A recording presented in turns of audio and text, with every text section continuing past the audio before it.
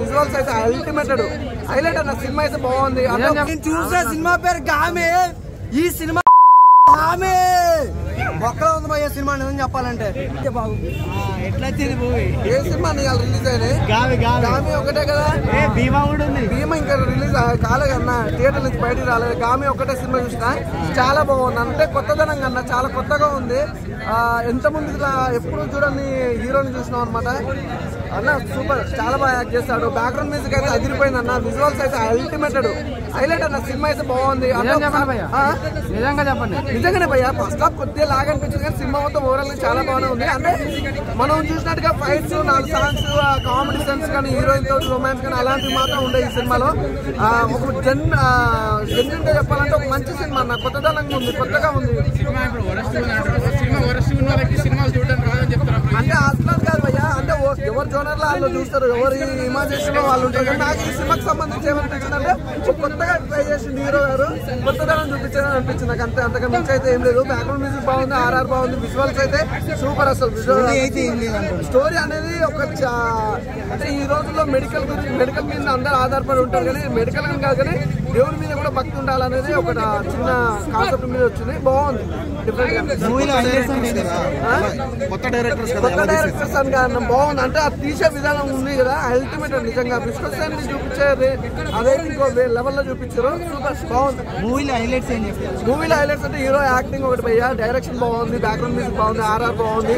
Story కొద్దిగా slow అయినా కూడా సినిమా అనేది పరిగెత్తుకుంటే వెళ్ళింది. అమ్మో ఆమె బాగుంది అన్న. అసలు అంటే ఆమె క్యారెక్టర్ తగ్గిందన్న, చాలా తగ్గింది అనమాట. అంటే ఇది ఓన్లీ హీరో మీద బేస్ అయి ఉంటుంది కాబట్టి సినిమా అంత ఆమె మీద ఏముంటుంది. క్లైమాక్స్ అట్లా లేదులే అన్న. ఎన్టీఆర్ విశ్వసేన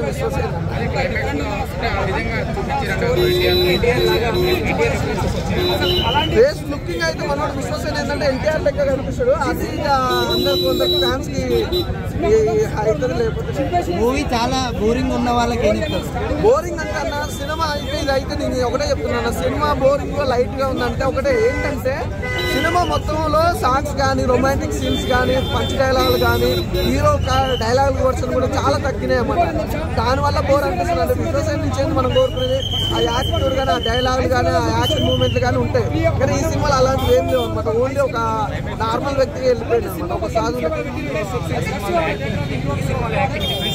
అంటే దీంట్లో ఏంటంటే ఇంతమంది సినిమాలలో ఏంటంటే తన యాటిట్యూడ్ ఉండేది, ఇందులో తన యాటిట్యూడ్ లేదు. ఓన్లీ ఒక సైన్స్ గురించి అద్భుతంగా తీసుకెళ్తారు అంతే. భయ్యా నేను చూసే సినిమా పేరు గామే. ఈ సినిమా ఒక్కలో ఉంది భయ్య సినిమా నిజం చెప్పాలంటే. ఒక స్క్రీన్ ప్లే బాగాలేదు, డైరెక్షన్ బాగాలేదు, 2 గంటల సేపు కూర్చోబెట్టారు భయ్య. ఏ మాత్రం ఎక్కడ నచ్చలేదు. చెప్పేది స్టోరీనే తిరుగుతూ ఉంటారు, సినిమా చుట్టూనే తిరుగుతూ ఉంటారు భయ్య. ఆ సినిమా ఏంటంటే అది హీరో అర్థం కాదు, హీరోయిన్ అర్థం కాదు బాబు, మధ్యలో గేమ్ చూపిస్తారు భయ్య సినిమాలోనే. నిజంగా విశ్వక్సేన్ గారి కెరియర్ లోని one of the biggest blockbuster disaster భయ్య. నిజంగానే ఏ మాత్రం బాగలేదు సినిమా.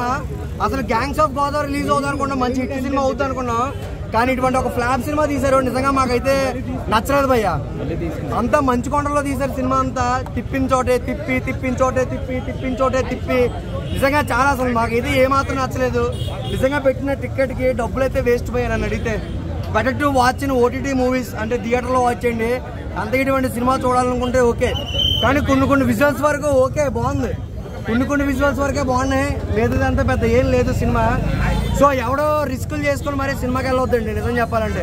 ఓటీటీ వచ్చే వరకు వెయిట్ చేయండి, డబ్బులు మాత్రం వేస్ట్ చేయొద్దు. అంటే గామి అంత వరస్ట్ ఉంది అంటున్నారా? పక్కా నేను ఏం చెప్తానండి, అస్సలు సినిమా బాగాలేదు, అస్సలు బాగాలేదు. పెట్టిన డబ్బులకైతే ఎక్కడ న్యాయం జరగలేదు.